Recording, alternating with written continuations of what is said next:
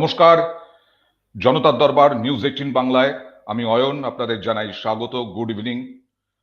গতকাল আরজি করের প্রতিবাদে আমরা দেখলাম হাজারো হাজারো মানুষ কলকাতা শহরের বুকে নামলেন, মোমবাতি নিয়ে প্রতিবাদ জানালেন, আবার সেই রাত জাগা কর্মসূচি পালন করলেন। 1 ঘন্টা আলো নিভিয়ে মোমবাতি জ্বালিয়ে আরজি করের প্রতিবাদে তারা শোক, দুঃখ, যন্ত্রণা, দাবি, প্রতিবাদ সব তুললেন। আর তার মধ্যে কিছু ঘটনাও ঘটে গেছে। সেই ঘটনাগুলো না ঘটলেই হয়তো ভালো হতো, যেমন ঋতুপর্ণা সেনগুপ্তকে গো ব্যাক স্লোগান, মিমিকে গো ব্যাক স্লোগান, এবং এই নিয়েও শিল্পীদের মধ্যেও ব্যাপক সমালোচনা হচ্ছে। যাই হোক না কেন, কিন্তু রাজনীতি থেমে নেই, রাজনীতিও চলছে। যেটা বিস্ফোরক তা হলো গতকাল প্রথম রাজপথে এসেছিলেন নির্যাতিতা এবং নিহত তরুণী চিকিৎসকের বাবা কাকিমা। বিস্ফোরক বক্তব্য রাখলেন। তাদের নাকি ডিসি নর্থ টাকা দিতে চেয়েছিলেন ধামাচাপা দিতে। এই ঘটনা ধামাচাপা দিতে ডিসি নর্থ নাকি, একেবারে নাম করে বললেন, ডিসি নর্থ নাকি ধামাচাপা দিতে চেয়েছিলেন। আরো অনেক রকম বক্তব্য রয়েছে। তার আগে পরিচয় করিয়ে দেবো আমার সঙ্গে যারা যারা রয়েছেন আজকে রয়েছেন তৃণমূল কংগ্রেসের সাংসদ মুখপাত্র দোলা সেন, আমার সঙ্গে আছেন বিজেপি মুখপাত্র সুপ্রিয় ঘোষ, আমার সঙ্গে আছেন কংগ্রেস মুখপাত্র চন্দন ঘোষ চৌধুরী, এবং সিপিআইএম এর পক্ষ থেকে আছেন অতনু চট্টোপাধ্যায়। আমি সবার কাছে আসবো, তবে বাবার সেই বিস্ফোরক বক্তব্য পর পর আরো কমপ্লেন রয়েছে। পুলিশ নাকি গাড়িতে উঠতেই দেয়নি, দেহ সৎকারে এত তাড়াহুড়ো, যা যা আমরা প্রথম থেকে শুনছিলাম সেই বক্তব্যই গলে উঠে এলো একের পর এক। দেখুন। ঘরে সাহিত্য ছিল, তখন ডিসি নর্থ ঘরের ভেতরে তিনি আমাকে টাকা দেওয়ার চেষ্টা করেন এবং তার যা জবাব দেওয়ার আমরা সঙ্গে সঙ্গে সেই জবাবটা দিয়ে দিই। ডিসি সেন্টার ইন্দিরা মুখোপাধ্যায় বারবার প্রেস মিট করে করে মিথ্যা কথা বলছি, মিথ্যাচারণ করছি। কারণটা কি? ডিসি সেন্ট্রাল ইন্দিরা মুখোপাধ্যায় মিথ্যাচার আমাকে ধাক্কা দিয়ে ফেলে দেওয়া হয়। দায়িত্ব নিয়ে এটা আমি বলছি, আমি যখন গাড়িতে উঠতে যাই আমাকে ধাক্কা দিয়ে ফেলে দেওয়া হয়। ধাক্কা দিয়ে পুলিশ ফেলে দিয়ে বলে না না এই গাড়িতে পুলিশ ছাড়া কেউ উঠতে পারবে না। দেন আমরা ওখানে অসহায়ের মতো দাঁড়িয়ে থাকি, আমাদের চোখের সামনে দিয়ে মেয়ের দেহ চলে যায়।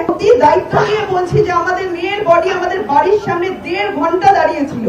1.5 ঘন্টা, না বাবা মা ছিল না পরিবার ছিল। কে ছিল সাথে?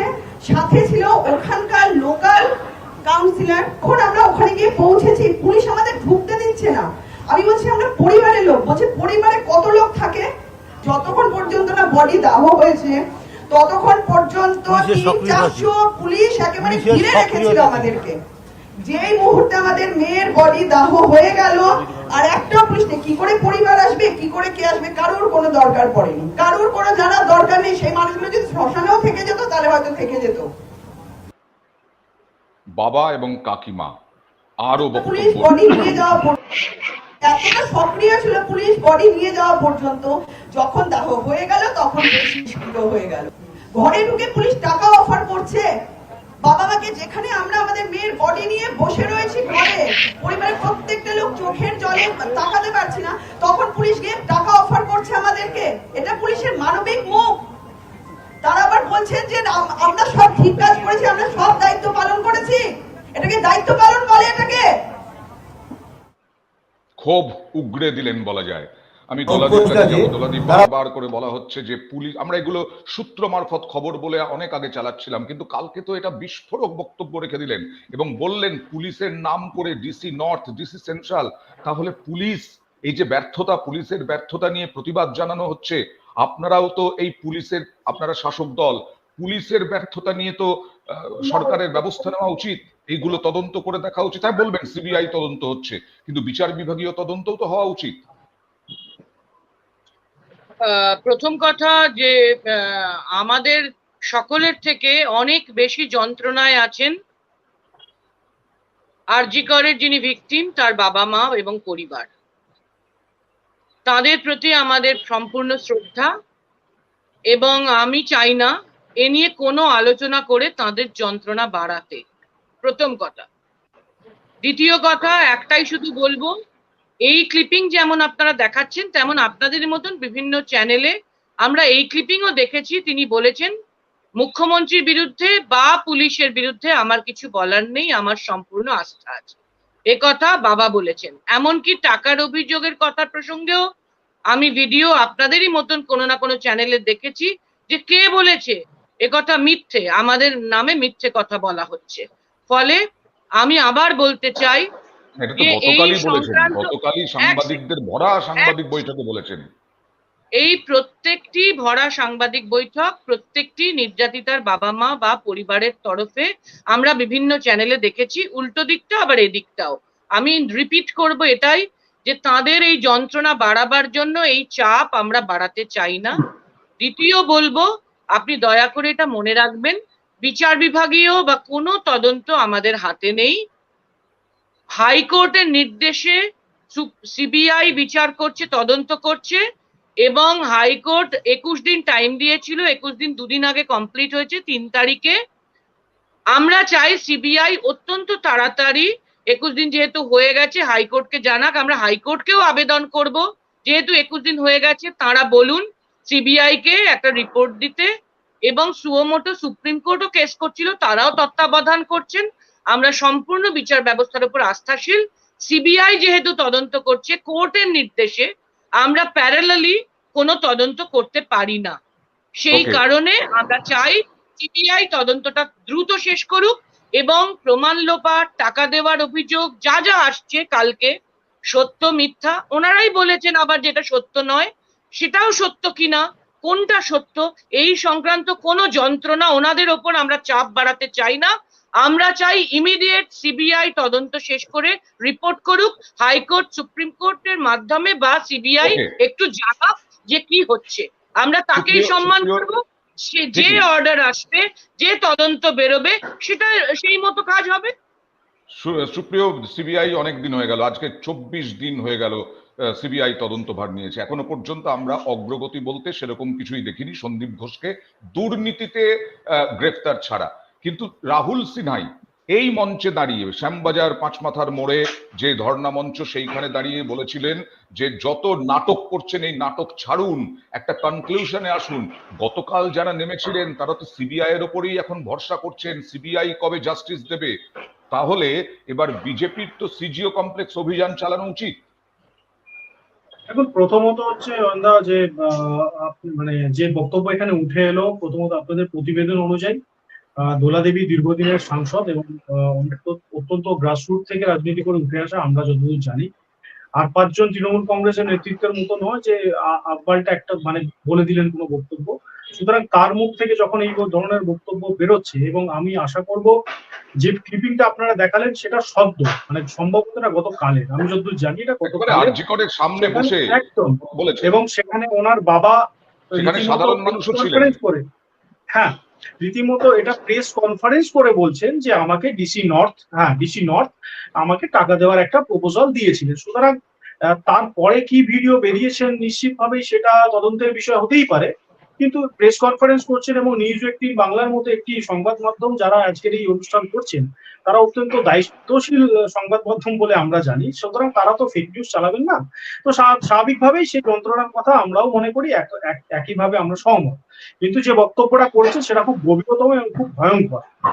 2 নম্বর হচ্ছে, হ্যাঁ অয়নদা এটা ঠিক আপনার বক্তব্য যে সিবিআই কে আমরা নিশ্চিতভাবে এই প্রশ্ন করতেই পারি যে এতদিন হয়ে যাওয়ার পরও, 21 দিন হয়ে যাওয়ার পরও তারা নির্দিষ্ট একটা মোটামুটি একটা কনক্লুশন, দেখুন একটা আইনি প্রক্রিয়ার তো কনক্লুশন বলে কিছু হয় না এত তাড়াতাড়ি, কিন্তু মোটামুটি একটা কনক্লুশন বলতে সেটা কি টানতে চলেছে, সেটা আজকের অর্থাৎ 5 তারিখে সিবিআই এর যে হলফনামা দেওয়ার কথা ছিল, সুপ্রিম কোর্টের যে ডেট ছিল সেটা আজকে ফেল করেছে, সেটা আজকে মানে এক্সটেন্ড করেছে যতদূর আমি জানি।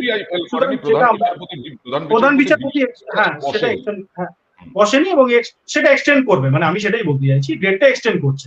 তো ডেটটা যখন এক্সটেন্ড করছে স্বাভাবিকভাবেই আমরা পরবর্তী শুনানির দিকে তাকিয়ে থাকবো। এখানে সিবিআই এর খুব একটা কিছু করার আছে বলে আমার মনে হয় না, প্রথম কথা। দ্বিতীয় কথা যেটা, দেখুন সন্দীপ ঘোষকে নিয়ে অ্যারেস্ট করা নিয়ে এত অভিযোগ, এত কিছু তার নামে ছিল, তখন আপনারা সকলেই মিলে এর আগেও অনুষ্ঠান করেছি, সেখানে আমরা বলেছি সিবিআই কি করছে, সন্দীপ ঘোষের নামে এত অভিযোগ কেন এখনো পর্যন্ত গ্রেপ্তার হচ্ছে না। এবার যখন গ্রেপ্তার হলো তখন তৃণমূল কংগ্রেসের মাননীয় যারা মুখপাত্র, মাননীয় যারা সাংসদ রয়েছেন, যারা বিধায়ক রয়েছেন, তাদের পক্ষ থেকে একটা বক্তব্য উঠে আসছে যে তাকে তো ধর্ষণ এবং খুনের মামলায় অ্যারেস্ট করেনি, তাকে তো দুর্নীতি মামলায় অ্যারেস্ট করে, তাই তো? তা আমি একটা কথা এখানে আজকে বলছি, প্রথমত হচ্ছে যে এই যে মেয়েটি, আমাদের বোন, যে এই যে এইভাবে নৃশংসভাবে হত্যা হলো, তার সে কি কারণে মৃত্যু হলো, তার কেন তাকে এইভাবে নৃশংসতার শিকার হতে হলো, সেটা কি এখনো পর্যন্ত জনসমক্ষে এসছে? যে সেটা কি দুর্নীতি সেটাই বলছি। অয়নদা, আমি সেটাই বলছি যে এটা তো সিবিআই দায়িত্ব। সিবিআই তো এখনো পর্যন্ত কোনো রিপোর্ট এরকম দেননি যে শুধুমাত্র খুন এবং ধর্ষণের কাণ্ডে এই ঘটনাটা ঘটেছে, যে নির্দিষ্টভাবে তারা মানে চক্রান্ত করে খুন ধর্ষণ করবার জন্য এসেছিল। এমনকি এরকম ঘটনা তো হতে পারে যে এমন কোন দুর্নীতি সম্বন্ধে আমাদের বোনটি সে জেনে ফেলেছিল, তাকে সরিয়ে দিতে হবে বলে তাকে এইভাবে চক্রান্ত করে মারা হলো, এটাও হতে পারে, এই প্রশ্ন উঠছে। সুতরাং যতক্ষণ এটা হচ্ছে, আমরা আপনার সাথে একমত। রাহুলদা যে কথা বলেছে সেটা আবেগতাড়িত হয়ে বলেছে, আমি এবং আপনি সকলে, আপামর জনগণ সকলেই আবেগপ্রণীত, তারা এই কথা বলছে যে সিবিআই দ্রুত একটা মোটামুটি কনক্লুশন দিন। আমি দোলাদির কাছে সংক্ষেপে আসতে চাই। দোলাদি যেহেতু আঙুল তুলেছেন, হাত তুলেছেন, আমি সংক্ষেপে জানতে চাইবো কি বলতে চাইছেন। আমি দুটি কথা বলবো। বিজেপির মুখপাত্র বলেছেন, আমি কখনো বলিনি নিউজ 18 বাংলা বা কালকের যে ভিডিও দেখানো হচ্ছে সেটা ফেক নিউজ, আমি কখনো এটা বলিনি। ওনার কথার পরিপ্রেক্ষিতে এটা আমি বলতে চাই। আমি বলেছি ওনাদের চাপ যন্ত্রণা বাড়াতে চাই না, কারণ দুরকম বক্তব্যই ওনাদের মুখ থেকে আমরা সবাই শুনেছি। আমি কোনো ফেক নিউজ এ কথা বলিনি। দুই, সিবিআই এর প্রসঙ্গে উনি বলেছেন 5 সেপ্টেম্বর সুপ্রিম কোর্ট আজকে সম্মানীয় প্রধান বিচারপতি ডেট চেঞ্জ করেছেন, কিন্তু আমি হাইকোর্টের রেফারেন্স দিয়েছি, আবারও দিয়ে বলতে চাই, হাইকোর্ট কিন্তু সিবিআই কে যেদিনকে তদন্ত করবার নির্দেশ দিয়েছিল সেই 12 তারিখ বলে দিয়েছিল 3 সপ্তাহ। 3 সপ্তাহ শেষ হয়েছে গত দুদিন আগে, 3রা সেপ্টেম্বর। ফলে সিবিআই এর সেই হাইকোর্টের দেওয়া 3 সপ্তাহ কিন্তু শেষ হয়ে গেছে। তাই সিবিআই এর ওপর দায় বর্তায় 21 দিন হয়ে গেছে হাইকোর্টের কাছে বা প্রেস মিট করে অগ্রগতি জানানো। আমি সেজন্যই উল্লেখ করেছি সিবিআই এর কাছে অ্যাপিল, হাইকোর্টের কাছে অ্যাপিল এবং সুপ্রিম কোর্টের কাছে অ্যাপিল। দ্রুত তদন্ত শেষ করে সিবিআই রিপোর্ট দিক। একদম সবাই তাই চাইছেন। আমি আমি আমি আসবো, সুপ্রিয়া আসবো, তবে আমি অতনুর কাছে একটু আসবো, কারণ আইনজীবী হিসেবে একটু জানতে চাই যে তিনি ছিলেনই না, সন্দীপ ঘোষ ছিলেনই না ওই সময় হাসপাতালে, এবং অনেক পরে এসেছেন, তাকে ফোন করে ডেকে আনা হয়েছে। তাহলে সন্দীপ ঘোষ খুন ধর্ষণের মামলায়, যেটা বারবার দাবি করা হচ্ছে, গ্রেফতার হচ্ছেন না কেন, হতে পারেন কিনা? 1 নম্বর, সন্দীপ ঘোষ বিরাট বড় কোট আনকোট মাফিয়া, এই অভিযোগ উঠছে, মেডিকেল মাফিয়া। আজকে সন্দীপ ঘোষের নিয়ে খবর হয়েছে যে সন্দীপ ঘোষের বিরুদ্ধে তদন্ত করছে স্বাস্থ্য ভবন। সেই স্বাস্থ্য ভবনের রিপোর্ট, তদন্ত রিপোর্ট, যার বিরুদ্ধে তদন্ত, তার ঘরেই অরিজিনাল কপি। তার মানে দাপট কতটা ছিল যে তার ঘরেই অরিজিনাল রিপোর্ট। তাহলে এই সন্দীপ ঘোষকে কোনোভাবে ঘিরে ধরা যায়? অয়নদা, প্রথমেই বলি যে আমি মানে অন দা ওয়ে, আমি ট্রাভেলিং এর মধ্যে আছি, আমার অডিও ভিডিও একটু ডিস্টার্ব হতে পারে, তার জন্য আমি আগাম ক্ষমা প্রার্থী সবার কাছে। অয়নদা, একটা জিনিস বুঝতে হবে, এখন একটা তদন্ত চলছে, দেশের অন্যতম একটা এজেন্সি, তারা হচ্ছে তদন্তভার নিয়েছে হাইকোর্টের নির্দেশে, পরবর্তীকালে সুপ্রিম কোর্ট সুমোটো মোশনে এই মামলা নিয়ে সিবিআই কে বলে তাকে স্ট্যাটাস রিপোর্ট দিতে। 5 তারিখ স্ট্যাটাস রিপোর্ট দেওয়ার কথা ছিল, যে কোনো কারণেই হোক চিফ জাস্টিসের বেঞ্চ বসছেন না, কাজে তার পরিবর্তে পরবর্তী তারিখ দেওয়া হচ্ছে। এখন তদন্তের কি অবস্থা, এখন যেহেতু সিবিআই নিজে কোনো প্রেস মিট করেনি বা কোনো অফিসিয়াল স্টেটমেন্ট এখন অব্দি দেয়নি, কাজে এই জায়গায় দাঁড়িয়ে কিন্তু বলাটা খুব মুশকিল যে তদন্ত কোন পথে চলছে, সন্দীপ ঘোষকে কি কিভাবে সিবিআই হচ্ছে ঘিরতে চাইছে, বা কি কিভাবে সিবিআই হচ্ছে ওকে মানে কোন কোন জায়গায় ওর জড়িত থাকার প্রমাণ, তথ্য প্রমাণ সিবিআই এর হাতে আছে, সেটা কিন্তু এক্ষুনি বলা সম্ভব না। সুপ্রিয় একটা কথা বললো, হতে পারে সেই পয়েন্টটাও আসতে পারে সিবিআই এর তদন্তে, আবার অন্য একটা পয়েন্টও আসতে পারে। কিন্তু যে পয়েন্টটা মোটামুটি এস্টাবলিশ অয়নদা, সেটা হচ্ছে যে মেডিকেল মাফিয়া হওয়ার যে কথা, এই সন্দীপ ঘোষদের নেতৃত্বে তার যারা অ্যাসোসিয়েট বিভিন্ন হাসপাতালগুলোতে, সে বর্ধমান থেকে শুরু করে কাউকে কাউকে তো পরবর্তীকালে হচ্ছে গিয়ে পাঠানো হলো অন্যান্য হাসপাতালে, কাকদ্বীপ টাকদ্বীপে।